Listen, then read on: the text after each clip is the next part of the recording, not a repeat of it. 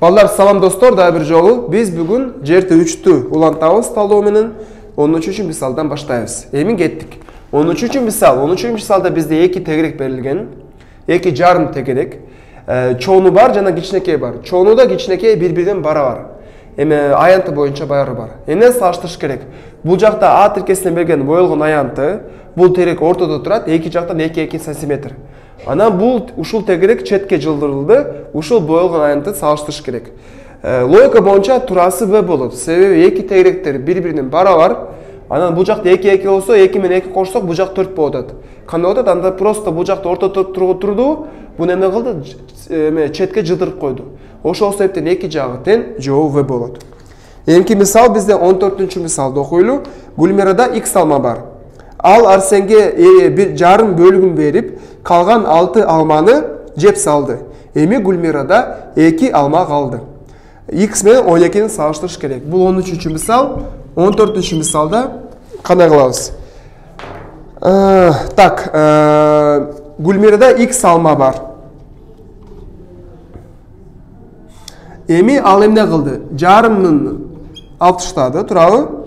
Анан 6 алмасы калды. Ушул 6 алманы жеп, калган 6 алманы нет. Потом карайсыз, X алма болгон, жарымысын Арсенге берип таштады. Арсен берип таштады, анан калган алманын ичинен 6-ону жеп таштады. Анан 2 алма калды, турабы? Анда кандай болуп атат? Карайбыз. Бизде X алма бар, жарымын Арсенге берип таштадык. 6 алманы жеди, 2 алма калды. 6 алма жеп, 2 алма калса, бизде жалпы бул жакта 8 алма болгон. Бирок бул 8 бул жарымы, анда башында 16 алма болгон. 16 алманы 12 менен салыштырсак, туурасы А болот. Түшүнүктүүбү? Түшүнүктүү. 15-чи мисал көрөбүз. 15-чи мисалда А тилкесинде капталынан узундугу 1,5 см болгон 5 чарчы бар. 5 квадрат бар, турабы? 5 квадрат бар. Ар биринин жагы бизде узундугу 1,5 болот атат. Бул жагы баары жактан 1,5 5 квадрат. Башка жакта бизде 1 сантиметр болгон 12 тең жактуу үчбурчтук көрсөтүлгөн. Ушундай да сүрөттө көрсөтүлгөн, турабы? Бул жакта канча үчбурчтук? 12 бул жакта. Бул А тиркеси, бул Б тиркеси бизде ушундай форматта 12 үчбурчтук берилген. Жалпы 12 үчбурчтук. Тең жактуу үчбурчтук. Ар бир жагы бир-бир. Эмне салыштырабыз? Калын сызык болгон фигурнун аймагын, то есть аянтын, бул жак аянт канча болот деп салыштырабыз, табышыбыз керек. Ана кандай? Калын сызык болгон фигурнун эмесин салыштырабыз. Бул жакта да бизде ушундай фигура берилген. Жалпы 12 үчбурчтук. Ушундай аянтын биз табышыбыз керек. Кантип кылабыз, балдар? Карайбыз. Бул жакта бизде 1 квадрат аянты, бул жак 1,5 болсо, 1 квадрат аянты 2,125. Ушта 5 штук бар. 5ти 2,125ке көбөйтөм. Бул жакта карайбыз. Бизде бир ушундай тең жактуу бир-бир болгон үчбурчтуктун аянты кандай болот, балдар? Аянты бизде мындай формула бар. Сөзсүз жазгыла. А квадрат тамыр 3 бөлүнгөн 4. Ушул бизде аянт. Ушул формула фигурунун аянты болот атат. Анда кандай болот атат бизде? А квадрат тамыр 3 4 болот атабы? А бизде 1 болсо, тамыр 3 бөлүнгөн 4. Бул жалпы бир үчбурчтуктун аянты. Тамыр 3 бөлүнгөн 4. Тамыр 3 бөлүнгөн 4 эмнеге көбөйтөм? 12 көбөйтөм. Себеби эмнеге 12? Менде 12 үчбурчтук бар. 12-ни көбөйтсөм 12 4 кыскартылат, 3 болот. Жообу 3 тамыр алында 3 болот. Бул жакта менде 5 көбөйтүлгөн 2. 3 тамыр 3 анан 5 2. Бул жакта 10дон уже 10дон ашып кетти, 12ден ашып кетти. Бул жакка 10го жетпейт. Сөзсүз турасы А болот. 15-чи мисал түшүнүктүү. 13 В түшүнүктүү. 14 X жарым берип таштады, 8 калган, 6-сын жеп 2 калса 8 болот атко. Анда жалпы 8 болсо, бул жакта да 8, башында 16 болгон. 16 болгон, 16 12 карына чоң болот. Тең жактуу үчбурчтуктун аянты А квадрат тамыр 3 бөлүнгөн 4. 12 көбөйтсөк 3 тамыр 3 болот. 3 кайчыкта пайда болду? 12-не 4 көбөйтсөм 3 болот. 3 тамыр 3 болот. Бул жакта 5. Эмнеге 5? Себеби бизде 5 квадрат берилген. Ушундай мисалдар түшүнүктүү. Эмкисин өтөбүз. 16-чы мисал.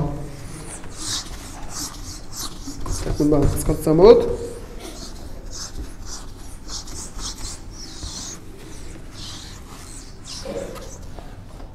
Так, 16-чы мисалды биз эмне берген? Медиана бар. Медиана балдар.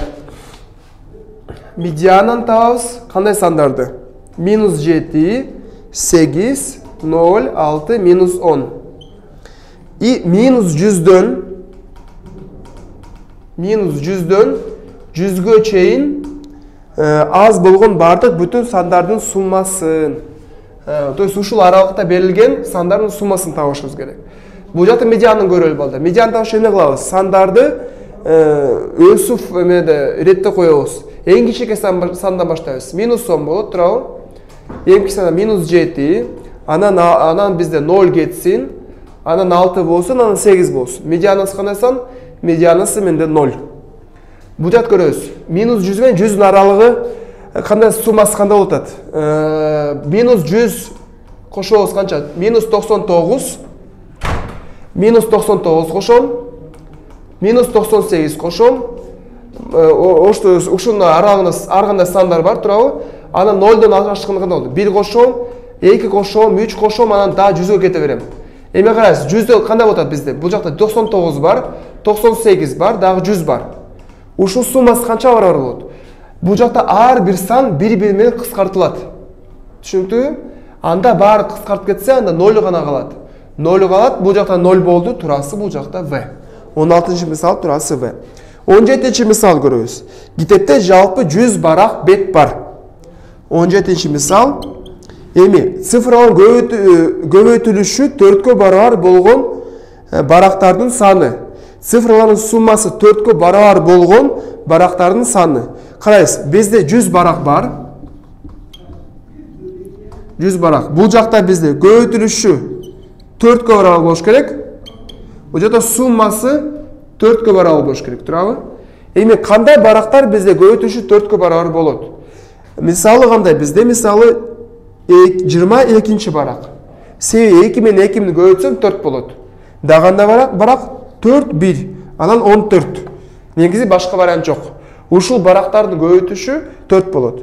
Бул жакта карай суммасын салыштырабыз. Кандай барактар суммасы 4 берет? Бизде 22, бу 2 плюс 2 турабы?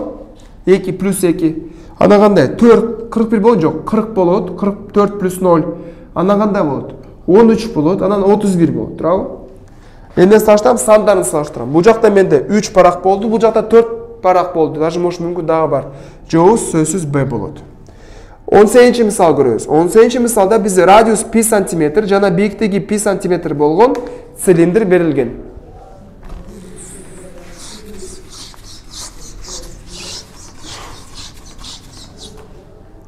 Так, радиус π болгон, радиусу бизде π жана бийиктиги π болгон цилиндр берилген. Цилиндрдин көлөмүн 81 менен салыштырам, туурабы? Цилиндрдин көлөмү балдар, цилиндр ушу кандай фигура, туурабы?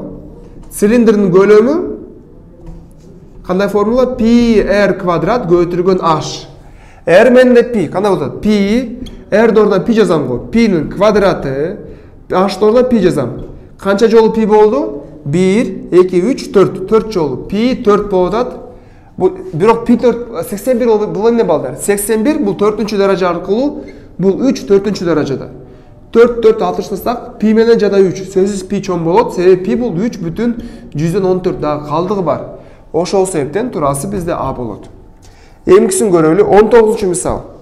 19-чу мисалда биз эмнени салыштырабыз? 19-чу мисалда бизде 3 бурчтук берилген. 3 бурчтуктардын бурчтарын салыштырабыз. Бурчтарын салыштырабыз. Карайсыз, 19-чу мисалда бизде 3 бурчтук бар. Бул жакта бизде Z, бул жакта бизде X, бул жакта бизде Y.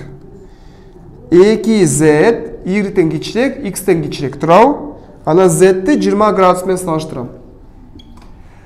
Бул жакта ушундай мисалдарга балдар, геометрия негизи Г абдан көп кездешпейт Г.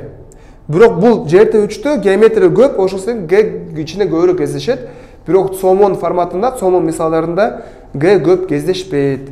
Ошол жактан карайбыз, бул жакта эмне Г болот? Мисалы Z менде 20 болсун. Z 20 болсо 2 көбөйтүлүү 20, туурабы? Башка шарт берилген жок. Ошол себептен 40 болуп атат. 40 болсо бул жак канча болот? Бул жак суммасы 140 болуш керек. мүмкүн анда 60 жана 80 болот. Түшүнүктүүбү? Ушундай мүмкүн. Бирок да 19 болушу мүмкүн. 19 болсо, мисалы 2 көбөйтүлгөн 19 2 жетпей атат, туурабы? Анда 58 болсун, нет, наоборот 62 болсун, 62 болсун, анан 80 болсун. Ушул жакта да ушундай боло берет. Силерге суроо, эмнеге мен 60 менен 80-ди сөзсүз алыш керек? 60 менен 100 алса болобу?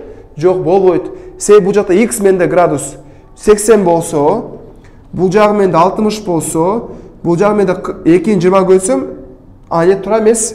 60 менен 80 эмес бул жакта. Бул жакта z-дин өзү 20 градус болот, туурабы? Z-дин өзү 20 градус болсо, суммасы 180 болуш керек го. Анда бул жагы 140 эмес, 160 болуш керек. Ошол себептен мисалы 90 менен 70 болуш керек. 90 жана 70. Анын турасы 60-80 эмес, балдар бизде 70 жана 90. 2-19 болсо анда 72 жазам. Анан 90 жазам, туурабы? Ошол себептен менде z бул жак шарт боюнча 20 болуу да мүмкүн, 19 да болуу мүмкүн. Ошол себептен турасы бул жакта кеп болот. Түшүнүктүүбү? Кандай жазабыз, балдар? Сөзсүз 3 бурчтун суммасы 180 болот. Туурабы? Сөзсүз жазгыла. Ана мисалы түшүнүктүү эмкиси. Эмкисин көрөбүз. 21-чи мисал салыштырабыз. 21-чи мисалда бизде эмне берилген? 21-чи мисалда, нет, 20-чы бул 20-чы мисал көрөбүз. 20-чы мисалда бизге эмне берилген? 20-чы мисалда мен 10y барабар x эмне кылам анан? X-тин 20%, y-тин 200%. Ушул багы салыштырам. Бул жакта балдар баарын бир тамгага келтириш керек. Мисалы силерде x бул 10y, x-тин ордуна 10y жазам. 10y деп жазам. 20% деп жазам. Бул жакта y-тин 200%. Бирок карайсыз, 20-ны мен 10-го көбөйтсөм 200 деп боло берет. Пайыз кала берет. Y кала берет. Ошол себептен бул мисалдын турасы v болот. 21-чи мисал көрөлү. 21-чи мисалда бизде эмне берилген? X-тин квадратты кемитебиз xy, ал 0дон кичирээк. X 0дон чоң. Y менен x-ти салыштырыбыз керек. Кантип салыштырабыз y менен x-ти, балдар? Бул жакты карайбыз. Ушундай көп мындай цомонун классикалык мисалы. Эмне кылышыбыз керек? Сөзсүз x-ти алабыз. X-ти чыгардык. Эмне калды? X кемитебиз y. Ал 0дон кичирээк. Түшүнүктүбү? Биз жалпы көбөйтүү үчүн чыгардык, x-ти чыгардык, x минус y калды. Мектепте ушундай мисал көп кыласыңар. Анан x 0дон кичирээк болот, x 0дон чоң болот атат. X 0дон чоң болсо, алар бул x-тин знагы плюс болот атат. Түшүнүктүбү? Бирок бул жалпы баары по-любому 0дон кичирээк болот атат. Бул жак минус болуш керек. Бул жак бирөөсү плюс болсо, бул жак плюс болсо, баары плюс болуп кетпейби? Ошол себептен x минус y бул жакта минус болуш керек. Түшүнүктүбү? Ана кандай шарт, балдар? X минус y-тин жообу кандай? Менде минус чөп болот атат. Мен кемиткенде жообунда минус чыкса, анда кандай мисал бар? Бизде x кичирээк сан, y чоң сан болуш керек. Түшүнүктүбү? Ошол себептен бизде y чоңураак, y a колонкасында турат, ошол себептен турасы a. Түшүнүктүбү? Дагы бир жолу жазабыз, балдар, кандай шарт бизде? Мен кичирээк санды чоң санды кемитсем, жообу минус болот. Чоң сандан кичирээк санды кемитсем, жообу плюс болот. Эки тең санды кемитсем, жообу 0 болот. Түшүнүктүбү? Ушул эске алабыз. Силерге суроо, x минус y барабар 5 болсо, кайсынысы чоң? X чоңбу же y чоңбу? Себеби 5 менде плюс болгон себебинен x чоң болот, y кичирээк болот. Y минус x минус 5 болсо кандай болот? Менде бул жак минус болгон себебинен y кичирээк сан, x чоң сан болот. Түшүнүктүбү? Ошол себептен бул жакта башкача болот. Ушул тоже түшүнүктүү, ушунда бул жакка жазып койгула дептерге. Эске алабыз. Так, эмкисин 22-ни көрөлү. 22-чи мисалда оюн кубунун жактары 1-ден 6-га чейин бөлүнгөн. Оюн кубик билесиздер, эмне? Мындай кос мындай ырытканда мындай 1 же 2 же 3 же 4 же 5 же 6 түшөт. Анан эмнен сурап атат? Ыргытылгандан 2 кубигинин цифралын суммасы 11-ге барабар болгон окуялардын ыктымалдуулугу. Ушундай ыргытылган 2 кубиктин цифралын суммасы 10-го барабар болгон окуялардын ыктымалдуулугу. Ушуну салыштырышыбыз керек. Так, ушуну азыр өчүрөйүн. Барын жазыңдар, балдар.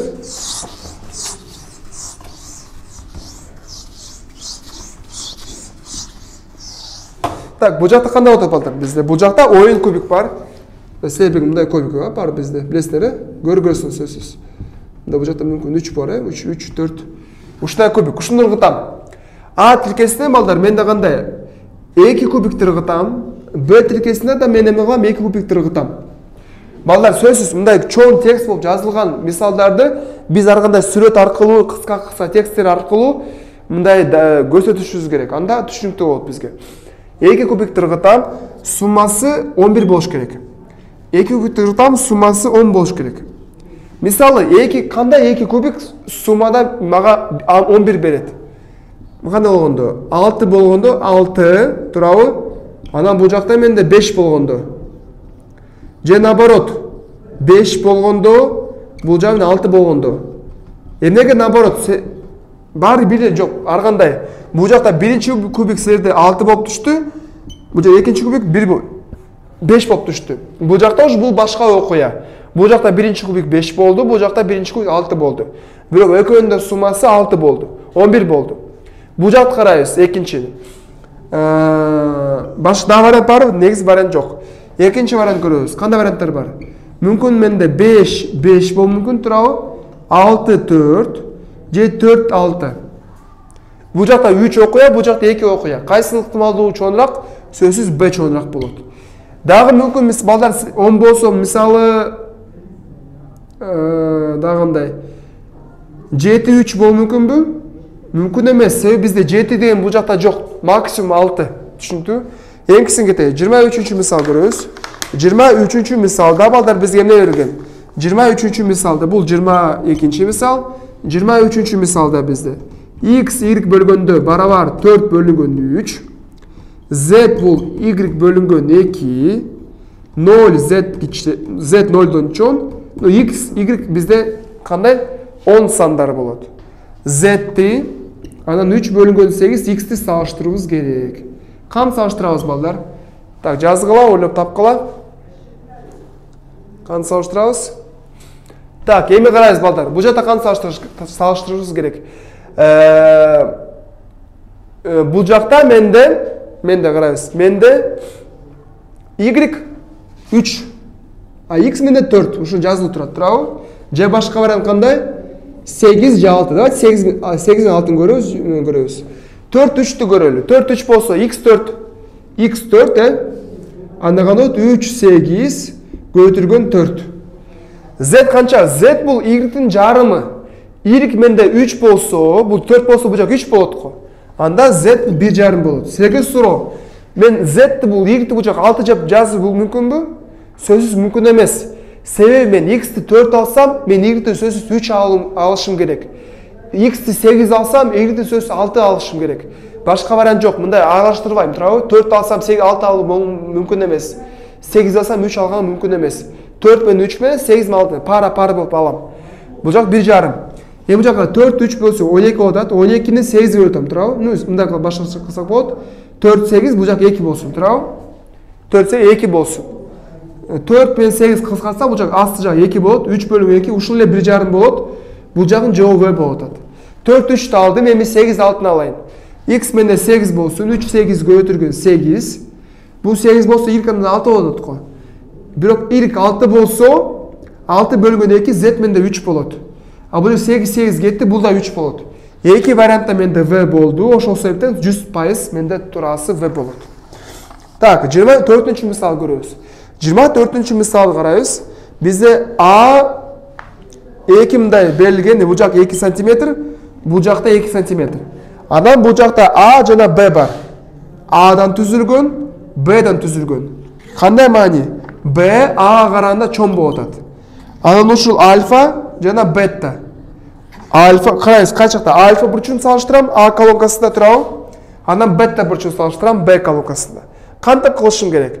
Карайсыз, бул жакта мындай сүрөт боюнча балдар, А кыска болгондуктан бул буруч кенирээк болот, ген болот буга караганда. Бул буруч чоң болот. Буга караганда, бул ичкерээк, бул чоңураак. Ошол себептен туурасы А болот. Эмнеге? Себеби бул жакта 2 байланган, уже 2 бизде бир эле так узундугу берилген. Анан менде Б чоң болсо, сызыктар узун болсо, анда буруч наоборот кичек болот, түшүнүктүбү? Туурасы А болуп атат. 25-мисал көрөбүз. 25 мисалды балдар сөзсүз азыр ссылканы ачып окуп чыккыла өздөрүнө. Мени түшүнүш үчүн. Рита 4 км/саат ылдамдык менен радиус 100 метр болгон айлана түрүндөгү жолдо жүгүрөт. Так, окуп чыккыла. Дина 6 км/саат ылдамдык менен радиусу 150 болгон айлана түрүндө жолдо жүгүрүп жүрөт. Ританын 1 саат жүргөн чуркаганда 1 саат жүгүргөндүн айлананын саны, Дима Б колонкада Дима 1 саат чуркаган айлананын саны. Карайсыз. Рита 4 км/саат ылдамдык, радиусу 100 метр болгон жүгүрүп жүрөт, турам да айлана менен жүрүп жүрөт. Менде Дима ылдамдыгындай 6 км/саат, радиусу 150 болгон айланан чуркап жүрөт. Эмне салыштырыбыз керек? Рита 1 саатта канча 1 саатта канча круг жүгүрөт? Сурап атат. Анан Дима 1 саатта канча круг жүгүрүп жүрөт? Ушуну сурап атат. Кантип салыштырабыз балдар? Мындай айлана аркылуу жүгүрүп жүрөт. Bizde 4 km/saat ылдамдык болот атат. То есть 1 саатта Рита 4 км чуркайт. А Дима канча? 6 км чуркайт. Эмне кылышыбыз керек? Ушул бир айлананын узундугун табабыз. То есть мисалы карайсыз, ушул айлана турабы балдар? Ушунда кайчы менен кесип, мындай бөлсөм, ушул айлананын узундугу болот. Формуласы кандай? Бул жак радиус белгилүү болсо, формуласы 2πr.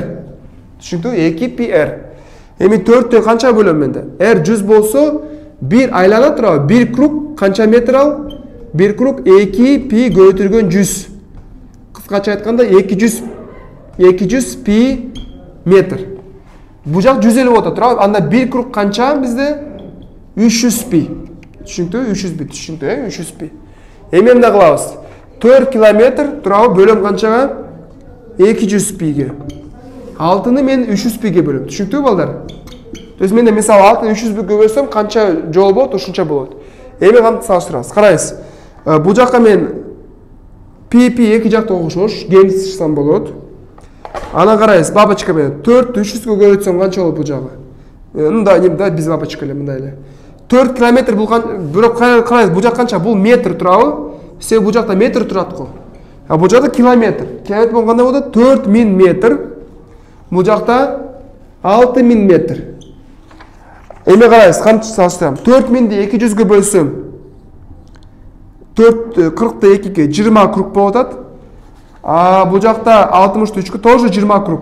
Ошол себептен эки жактан 20 болгон себептен туурасы В болот атат. Түшүнүктүбү балдар? Түшүнүктүү. Эңкиси 26-ны көрөбүз. 26-чы мисалда эки айлана бирдей. Ушул түшүнүктүү, дагы бир жолу 4 км, жалпы 1 саатта 4 км чуркайт, 4000 метр. Дима 6000 метр чуркайт. Бул бир айлананын узундугу радиус 100 болсо, бир айлана бул 200 π метр. 4200 πге бөлөм, бул жак 6000 πди 300гө бөлөм. 300 качта болду? Тура 250 көбөйтүү. Бирок мындай санаганда эки жагы тең болот атат, турасы В болот. Эми караңыз, эки мисал бизде Эмки мисал bizde 26-cı misal. Эки айлана бирдей. Эки айлана бирдей. Мындай белген. Эки айлана бирдей. ABC бурчтун, бул жак ушул бурчтун аянтын табышыбыз керек. Ушул бурчтун аянтын табып, анан бири-бирин салыштырабыз. Эки айлана бирдей. Эми карайсыз, бул жак менде 45 градус, бул жакта 45, бул жак 30, бул жак bizde 60. Булар орто болот атат. Айлана ортосу. Ошол себептен бул да диаметр, бул да диаметр. Айлана бир болсо, диаметр да бири-бирине бир болот. Бирок айлана эме үч бурчтун айланасы, үч бурчтун аянты эмнеден зависит? Эмнеден балдар? Сөзсүз бизде негизи болуш керек, туурабы? Негизи болуш керек. Анан кандайдыр бир бийиктиги болуш керек, аш. Негизи жана бийиктиги. Аянтты кантабыз? Негизи көбөйтүлгөн бийиктик бөлүнгөн 2. Бул жакта негизи эки жакта окшош. Эми бийиктигин салыштырабыз. Бул жактан да түшүрсөм балдар, бул жак аш болот атат. Бул жактан түшүрсөм, бул жак башка аш болот атат. Бирок мында чебе боюнча аш ал башкача. Бири-бирine окшош эмес. Давайте айланып эме кылабыз. Бул жак 45 болгон себебинен ушул ашты мен бул жака өткүзөйүн. Бул аш бул жакта турат. Эме карайсыз. Бул аш кичирээк, бул аш узунураак, бийигирээк. Ушул себептен ушул аш чоң болгон себебинен буга караганда жөө кандай болот? А болот. Турасы А. В эмес. Эңкisi 27-ни көрөбүз. 27-ши мисалда бизде 0 n плюс 2 бөлөбүз n минус 2. Анан 0 менен эмне кылам? N'ди салыштырам. Кандай варианттары бар? 2-2-ни албайм. Себеби 2-ни бул жакта эмне жазылуу? N 2-ге барабар эмес. Эмнеге? Бул жак 2 болсо 2 минус 2 0 болот го. Бирок 0го болуу мүмкүн эмес. Ошол себептен n 2-ге барабар эмес. Бирок давайте 2 вариант алайын. Мүмкүн 4-тү жана минус 4-тү алайын. Минус 5-ти алайын, мисалы. 4 болсо кандай болот? 4 болсо 4 плюс 2 6 бөлүнгөн 4 минус 2 2. Плюс болуп атат 0дон чоң, баары жакшы. Минус 5-ти көрөбүз. Минус 5 кошулган 2 канча болот? Минус 3 болот. Минус 5 минус 2 минус 7. Бирок минус кетет, плюс болот. Ушул да 0дон чоң. И 4 болсо да, минус 5 болсо да 2 жагы плюс болуп атат. 0дон чоң. 0 менен салыштырсам турасы Г болот. Бул 27-ши мисал. 28-ши мисал көрөбүз. 28-ши мисалда бизге эмне берилген? 2 параллелограмм мындай, анан 1 параллелограмм. Эмне жазуу карайбыз? То есть бул 3 параллелограмм бири-бирине бирдей. То есть 1. АБФтин периметри. Ушул АБФ мындай жалпы сырттан турган периметрин табышыбыз керек. Салыштырып, анан ушул фигурун 2 эселенген, мындай жирный болуп белгиленген 2 эселенген периметр. Бул жалпы периметр, бул жак 2 периметр табабыз. Ушул фигурун периметр табышыбыз керек. Кантип салыштырсак болсун? Пусть мындай, бул жак бизде 5 болсун, 5 болсун, 5 болсун. 1 болсун, 1 болсун. Бирок мага периметр сырт жагы керек, ич жагы керек жок. Бул жакка 5 мага керек жок. Анда кандай болот? 5 5 10, 1 1 12. Периметр 12. Бул жак карайбыз. 5 5 1 1. Бул жагы да бизде, нет, бул жак 1 1 эмес. Бул жагы 1, бул жагы 1, бул жагы 1, бул жагы да 1. 12 эмес, анда 14 болот, туурабы? 14. Бул жак 1 1 5 5 12. Бирок 2 пи болот. 2 эселенген. Анда 2-ни 12-ге көбөйтсөм, кандай болот бизде? 24 болот атат. 24 анан 14 кайсынысы тура? 24 тура, турасы Б болот атат. Эңкисин көрөбүз. 28 түшүнүктүү. 29-чу мисал. X 0дон чоң. 29-чу мисалда. Анда кандай болот? X тамыр X 3-чү куб, анан X-тин квадраты. Ушул эки санды салыштырым керек. Салыштырабыз. Кантип салыштырабыз балдар? X 0дон чоң болгон себебинен бизде мүмкүн 2 болуу мүмкүн. 2 болсо балдар, бул жак 2 квадрат, 2 тамыр, давайте тамыр 2 эмес 4 болсун. 4-түн квадраты тамыр 4. 3-чү даража көтүргөн 4. Бул жак 2 8 32, бул жак 4 4 16 турабы? Турасы А. Бирок 4төн сырткары X 0дон чоң болуп атат го. Дагы 1 деген вариант бар. Бул жак менде 1 болсо, бул жак 1 мындай 1 квадрат 3 куб болсо 1 1 баары жакта 1 1 болгон себебинен бул жак уже турасы В болуп кетет. Эки ар кандай мисал болсо турасы менде Г. 30-чу мисал көрөбүз. 30-чу мисал балдар бизде бунун баарын жазыңдар, түшүнүктүүбү? Бул жактын аш көбүрөөк, ошол себептен турасы А, бул жакта n минус 5-ти турасы, min 4-тө тура боло берет. Бул жакта кандай 5 5-ни салыштырып 2 эсеге болгон себебинен бул жак 24 болуп кетти. Ошол себептен бул жагы Б болуп кетет. Так, ти жакта менде X 4 болуу мүмкүн, же 1 болуу мүмкүн. Ошол себептен турасы Г болуп атат. Эмкини көрөбүз. 30-чу мисал. 30-чу мисалда менде айлана берилген. Ичинен да салыштырам, турабы? Чекит турат. BCA. Кансырсыз ABC радиус болгон айлананын ичинде тең жактуу 3 бурчтук сызылган. AB барабар AC, то есть булар тең. BC AB караганда кичирээк. То есть BC AB караганда кичирээк болот. Эми эмне кылышым керек? R менен BC-ни салыштырам. Балдар бул карайбыз. BC AB-дан кичирээк. Бирок мен BC менен R менен салыштырып атам. Мүмкін қарайсыз, бұл сүрөттө менде РР окшош, тен. Мүмкін В болот. Мүмкін мен дагы мындай чийсем балдар, шарт бузулбайт. Эки жагы тен, бул жак мында тен болуп атат, бул жакта туруп атат. Бирок бул сүрөттө менде сөзсүз бул негизи радиус караганда кичек болуп атат. Анда бул жагы бизде уже Б болмок. Ар кандай жок болсо турасы Г. Белгисиз балдар. Себеби бул жакта менде бурч белгиси болгон себебинен мен ар кандай варианттар кылсам болот. Ошол себептен 30-чу мисал бизде Г болуп атат. Ошентип биз балдар биринчи бөлүктү толук талдадык, 30 мисалды талдадык. Эми дагы 2 видео бар, экинчи бөлүккө арналган. Сага чоң рахмат, жаш калыңар.